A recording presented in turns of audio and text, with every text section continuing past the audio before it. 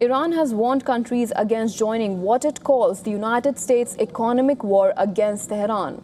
The warning comes as Washington pushes allies to help isolate Iran's economy, while diplomatic efforts continue to ease tensions in the region.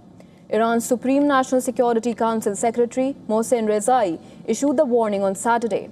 Speaking on the state television, Rezaei told neighbouring countries not to join the US campaign, saying any country participating in economic restrictions against Iran would be considered an enemy. He warned that Iran would harm the interests of countries that refuse to distance themselves from Washington.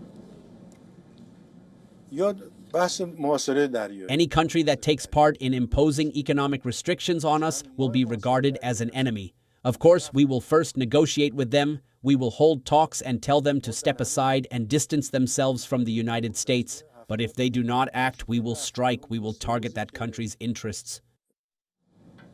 Rezaei also said Iran had so far targeted only US military bases and had not attacked American economic interests. But he warned that if Washington imposed further economic sanctions, Iran could strike US oil and economic companies in the region and elsewhere. President Donald Trump has meanwhile warned of severe economic consequences for countries providing what he called a lifeline to Iran. Washington has been pressing Iran's major trading partners to join the economic pressure campaign, but not all have agreed. China has criticized the US initiative, arguing that sanctions will not resolve the wider West Asia war.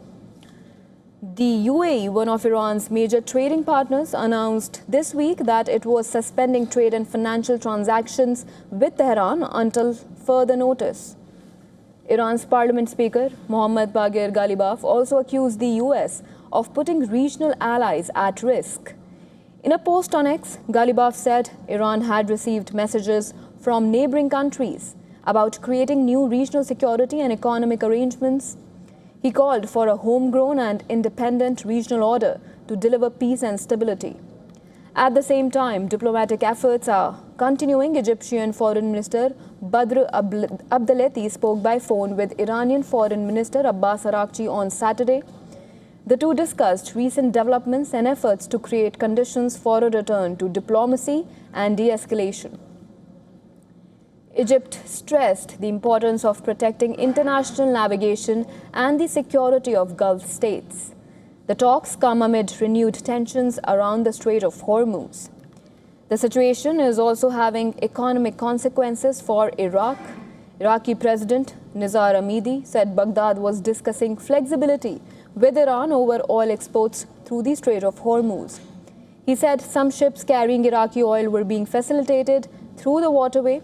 Hamidi also stressed that Iraq would not allow its territory to be used to target any state.